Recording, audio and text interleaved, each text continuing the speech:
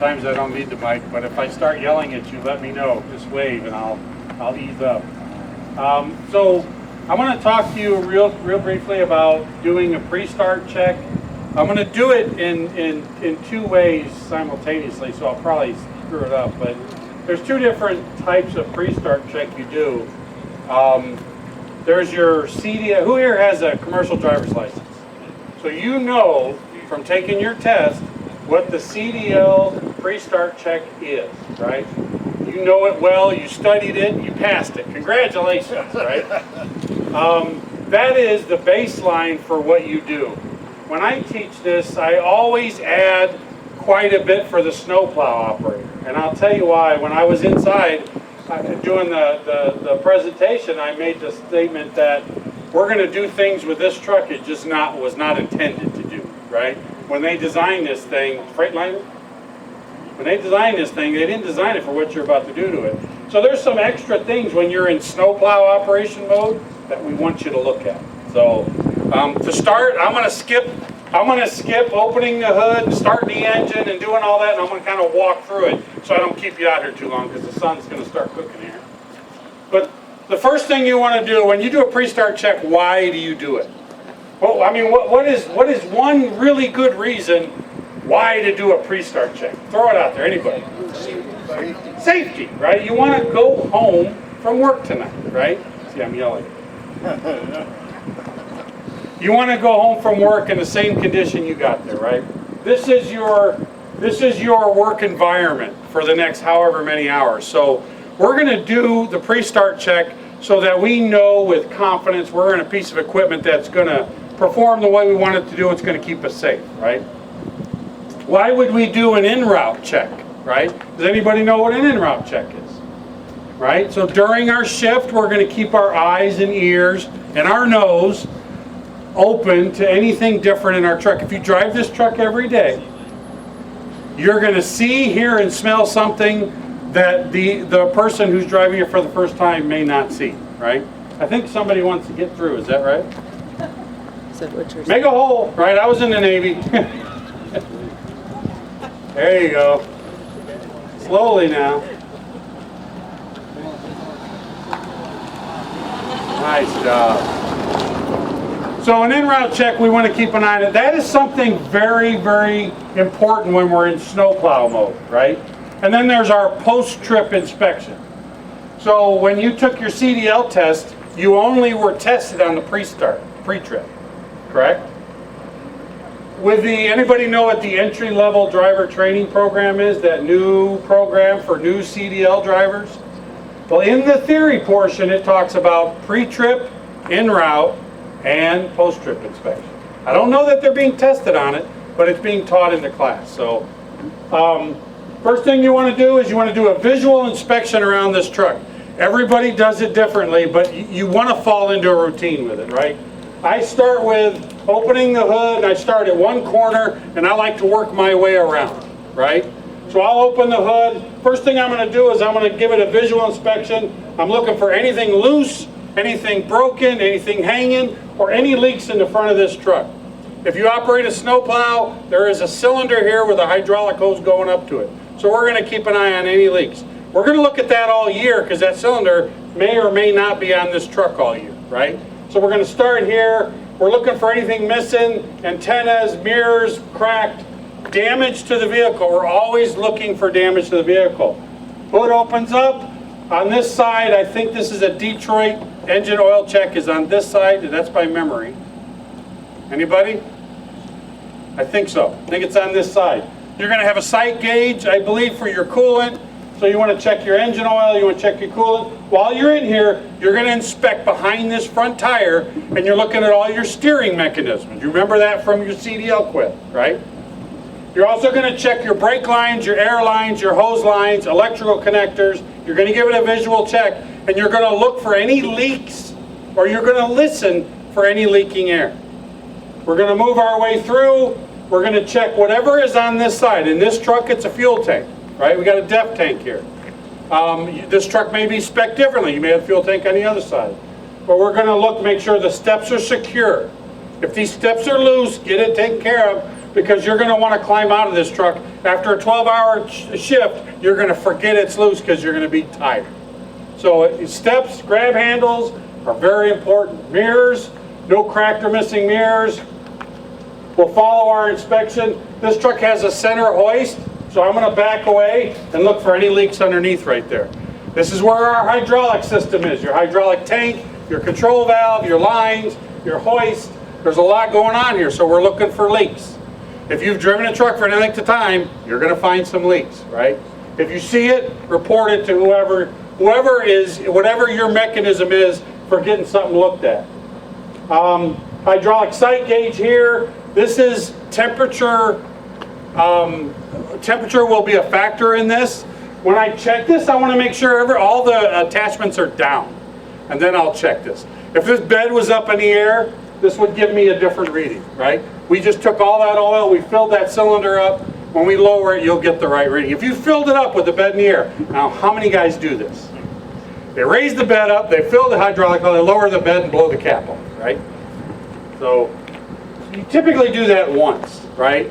You see the new driver come into the shop looking for the bag of oil dry, you know what they did. So we're going to look underneath, we're going to look for any damaged, missing parts. We're going to kind of look, we're going to scan, not focus on one thing. We're looking above here. We've got our TARP mechanism. We're looking for any loose parts. Here's your ladder. When I get to the wheels, I'm going to do this very carefully. And this is when I'm doing pre-trip, en route, or post-trip. I'm going to pay attention to these wheels. Remember, you're a snowplow driver. You're running as close as you can to every curb, median, edge of the road that's out there because you're trying to clear the entire pavement. So that plow, the leading edge of that plow, is typically running right about here. So if you're scraping the median on this side, you're also rubbing the edge of these tires up against that median, right? Same on the other side. Everything that comes off the right side of that plow is probably pretty close to your tire. So we're going to stop, pay close attention to sidewalls. If you have a cut in the sidewall, report it, right? Don't air it up. Just get that thing repaired because our sidewalls are you know, we could have a blowout here. So I'm going to look at the lugs. You see in this truck we've got the lug identifiers on there. It tells if there's anything loose. If you don't have it, a good clue is rust around the rim around the lug. It means that thing is loose, right? So we want to pay attention to any loose lugs, any missing lugs, cracked rim, any leaks out of here, any missing lugs here, right? It's always good to touch things if you can. See if you get any oil. I'm also going to reach out behind and I'm going to rub the inside of that tire on the back. What am I looking for? Anybody? Oil. In the business of snow plowing, we go through wheel seals a lot. When the wheel seal lets go, it's going to spray oil on the inside of the duals.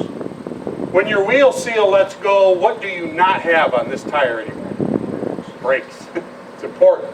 I always like to reach by there. Sometimes what you can do, when you're younger and you can bend over, you can see the inside of those tires from this angle, from that angle, and then when you're on this side, you could do the same thing. But you want to make sure you don't have a blown wheel seal.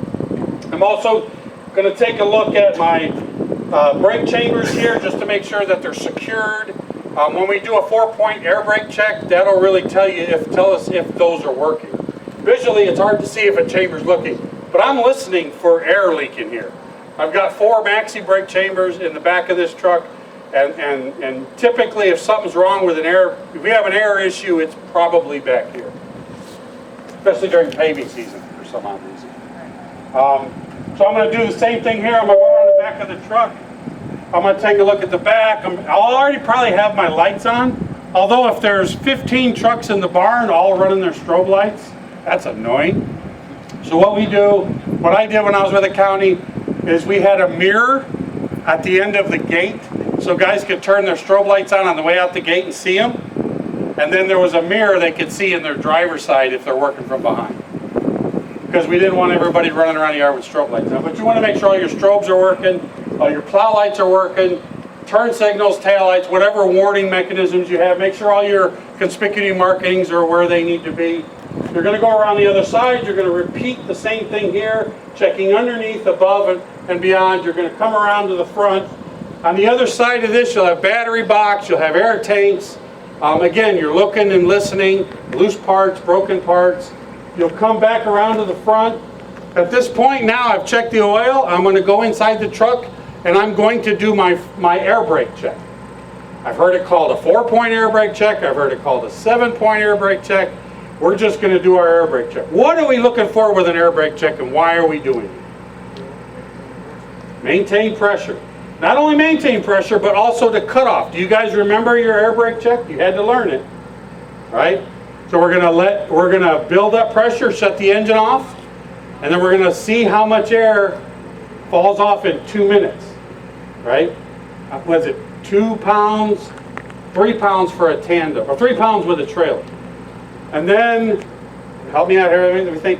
So we're gonna do that, then we're gonna build air back up, and then we're gonna shut it off and then pump all the air down. We're gonna see the trailer pop, and the first of all, when we get to 60 pounds, what should we hear?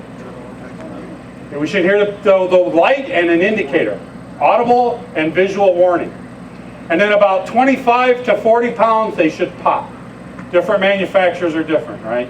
Usually they pop at about 40, right? That applies the brakes. You're not going anywhere, right? So the other thing we're going to do is we're going to check our parking brake. How do you do that? Make sure you're in a good location. You don't just do this anywhere. You don't do this backing out of your stall either, right? Get out of the garage or get out of your parking area where you're in a clean area, where you're confident nobody's around you. You apply the parking brake, put it in gear, and you should not move. If you move, something's wrong, get it looked at. And then the last thing we're going to do is check our service brakes. We're going to roll forward about 5 miles an hour. We're going to apply the service brakes and we should stop. If that wheel turns one way or the other, something's wrong with one of those brake chambers, right? Did I miss a step? I think I got it. It's about 7 things we do to make sure, but we want to be oh, yes I did. We're build back air, thank you. Build air back up, and we should lose our warning light, we should lose our audible sound, and we should build up pressure. There's a rate, and I don't remember the rate, but there's a rate it should build. Keep in mind that there's a step in there that has been added and talked about, and understand why, right? When we have 40 pounds of air in this truck, you might not hear it leaking because it's a loose fitting, and the fitting's holding at 45 pounds. But when you get above 80 pounds, it starts to leak. So that 80 to 120 test is really important. When you get above 80, okay, we got another car. When you get above 80, it's important to then check to make sure it builds air at a certain rate. When you have this vehicle for winter maintenance, a couple tips to look for. I mentioned this in the class and I'll mention it again. When I go to fuel, I'm going to, and I encouraged all my drivers to do this when I worked for the county, and I would encourage you to practice it. All year round, I'm going to put the fuel tank in, I'm going to turn my key or fob or whatever it is, I'm going to start pumping, I'm going to do one walk around while it's fueling, right? I'll leave my phone in the truck, I'm going to do a walk around, I'm going to look at my truck. This is my en-route trip. I'll go all the way around, come back here, fuel it up and go. In the winter time, I'm going to clean the snow from here, other side. I'm going to make sure I get the snow and ice knocked off up here. I'm going to walk around to my wheels. What happens if you heard this earlier, don't say nothing, if I come over here and those wheels are packed with snow and ice, and then I go around to the other side and they're completely clear. What is my truck telling me? A brake problem, don't I? This wheel is not working. The other wheel is hot. So just that little fuel inspection tells you a lot. I get to the back, I'll clean the snow off the lights, I'll go around the other side. It's great if you fuel in a well-lit area. If there's vehicles running around, I maybe would discourage it just because you're in the evening. Make sure you have your vest on so you can be seen. But doing that walk around while you're fueling, it's a wonderful thing to do all year and to be in a habit for it. And you might do a great service to yourself or anybody else doing it in the winter. And then at the end of the shift, you park it in the barn, you're about ready to go home. You may be hot seating this thing and somebody else may get in there, do them a favor. If you notice something while you were driving, make sure somebody knows that. If there's something wrong with it, grab the keys and walk away, take them to the shop or the supervisor or whoever. All right, don't let anybody get into a broken truck. If there's something wrong with it, report it. But do that quick walk around one more time at the end of that shift. That's the last thing you do, and then hit the clock and hit the car and drive safe. So that's all I got. Any questions? Sounds like we nailed it, man. Thank you all very much.